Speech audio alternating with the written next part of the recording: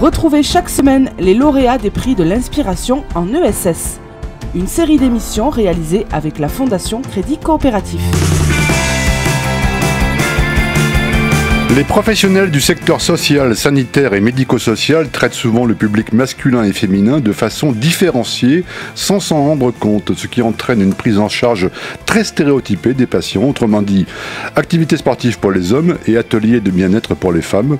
C'est pour lutter contre ces inégalités que l'association Artemisia a développé le jeu coopératif Égalicaire, un outil qui permet à travers des jeux de rôle inspirés de faits réels d'apprendre à identifier et à déconstruire les stéréotypes de genre de façon ludique et conviviale. Bonjour Doriane Meurant. Bonjour. Vous êtes formatrice chez Artemisia, un bureau d'études et organisme de formation spécialisé dans la promotion de l'égalité homme-femme, ou femme-homme, c'est comme vous voulez, qui vient d'être récompensé pour son action par le 3e prix en Occitanie des prix de l'inspiration en ESS de la Fondation Crédit Coopératif. Tout d'abord, un petit mot sur ce prix. Comment a-t-il été reçu par l'équipe ? Oui, bien sûr, on était très, très contentes et contents, surtout contentes. On est une majorité de femmes dans l'équipe.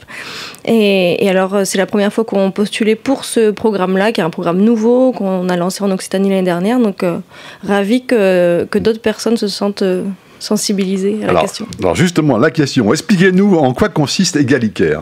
Alors Égalicaire, c'est un programme de formation à destination des professionnels du sanitaire, social et médico-social pour sensibiliser à l'égalité femmes-hommes et surtout être outillés pour mettre de l'égalité entre guillemets dans ces pratiques professionnelles. Ça veut dire qu'il y a beaucoup d'a priori de la part des professionnels ? Alors, des a priori, après, la majorité des personnes qui viennent à la formation sont sensibilisées quand même déjà un petit peu à la question parce qu'ils se disent qu'effectivement, il y a des choses à mettre en place dans l'égalité, pour l'égalité femmes-hommes dans leur pratique.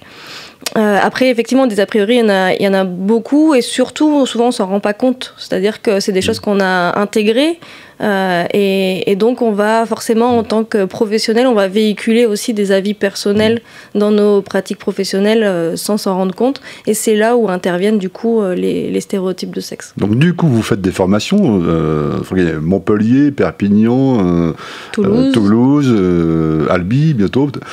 Comment ça se passe ? Vous incitez les gens donc à faire des jeux de rôle, à jouer. C'est quoi le principe d'Égalicaire ? Oui, alors la formation, c'est sur 3 jours, 2 jours consécutifs, où dans un premier temps, on déconstruit un peu le mythe de l'égalité déjà là. Il faut commencer par là, on déconstruit. C'est ça. D'abord, on élimine tous les stéréotypes, les clichés, les mythes, tout ça, on déconstruit. Ouais, déjà, on se rend compte qu'il y a des inégalités femmes-hommes encore aujourd'hui, dans la société en général, et puis après, focus bien sûr particulier dans le secteur sanitaire, social et médico-social. Et à partir de là, effectivement, on va venir déconstruire, et on va venir surtout voir comment on se construit en tant que fille et garçon, et donc en tant qu'homme et femme dans la société. Et dans un deuxième temps, le jeu coopératif, donc on a créé avec la SCOP Palanca, intervient sur donc une journée entière où il y a des mises en situation et des jeux de rôle en équipe avec différentes planètes entre guillemets à analyser. Et donc voilà, on a le champ du handicap, de la vieillesse, de l'adolescence, etc. en fonction du public qu'accompagnent les stagiaires. Quand on dit stéréotype, ça veut dire quoi ? Il y a un exemple ou deux qui vous viendraient à l'esprit ? Alors on a des exemples de mise en situation et de jeux de rôle parce que toutes les mises en situation et jeux de rôle ont été vraiment apporté par des professionnels de terrain. C'est un jeu qu'on a construit. Des faits réels, quoi. On n'a rien inventé, malheureusement. Alors un exemple, oui. Un exemple, ça va être donc dans une structure qui accueille des adolescentes et adolescents où un jeune homme de 15 ans dit à son éduc que une telle la chauffe trop et que du coup, en fait, il va pas pouvoir se contrôler. Ouais. Et là, l'éduc va voir la jeune en question en lui disant de faire attention à sa tenue vestimentaire par rapport à ce que voilà, ça peut renvoyer. Voilà, on invite du coup les stagiaires à réfléchir à cet acte-là et de se dire peut-être que c'est intéressant surtout de travailler avec le garçon sur la notion de consentement et sur la place des femmes dans la société. J'imagine que c'est des histoires quand même assez complexes. Quel retour vous avez de la part des équipes avec qui vous travaillez? Alors, il y a des aides-soignants, des travailleurs sociaux, des psychologues. Ouais. Quel retour vous avez? Alors ça, c'est l'avantage aussi de la formation, c'est que le 3e jour est 6 mois après. Donc les professionnels ont le temps d'observer déjà dans leur structure ce qui se passe et de mettre en place des actions. Et alors, on est en contact vraiment avec, et alors ça va être des actions, soit d'affichage, soit d'ateliers directement auprès du public accompagné. Et ce qui est intéressant aussi, c'est de voir comment ces professionnels ont transmis la formation à leurs collègues. Je reviens sur l'ampleur du problème. Est-ce que ça reste relativement anecdotique ou franchement c'est un problème qui concerne beaucoup de gens? Et malheureusement, ça nous concerne toutes et tous. Et c'est, voilà, comme je vous disais, c'est le fait qu'on ne se rende pas forcément compte qu'il y a encore des inégalités femmes-hommes aujourd'hui. On ne se rend pas forcément compte qu'on n'échange pas de la même façon avec les hommes et les femmes, qu'on ne leur propose pas les mêmes activités, les mêmes postes, etc. Qui fait que... on s'en rend compte, mais peut-être pas au niveau de la réalité, quoi. Et tout le monde ne s'en rend pas compte. Vous insistez là-dessus. Il y a des gens qui ne s'en rendent vraiment pas compte du tout. Non. Du tout. Oui, pas du tout. Ouais. Et voilà, donc il faut d'abord travailler là-dessus pour ensuite pouvoir effectivement déconstruire. Et puis ça prend du temps, c'est comme tout. Et surtout, c'est que ça renvoie non seulement à nos pratiques professionnelles, mais aussi bien sûr à du personnel. Et c'est là toute la complexité aussi de la formation. Oui, parce que là on parlait du secteur social, sanitaire et médico-social, mais ça concerne évidemment tous les secteurs. D'ailleurs, justement à ce propos, au-delà d'Égalicaire, qu'est-ce que vous faites vous au sein de l'association? Vous faites beaucoup de choses. Oui, alors on travaille nous de la crèche aux maisons de retraite, aux EHPAD. Donc c'est vraiment pour tout public, c'est former et sensibiliser à l'égalité femmes-hommes. Et donc on accompagne vraiment tout professionnel à accompagner justement leur public de façon égalitaire. On travaille aussi avec les jeunes. Dans le cadre du parcours laïque et citoyen, par exemple, du conseil départemental 31, on travaille dans le milieu de la culture.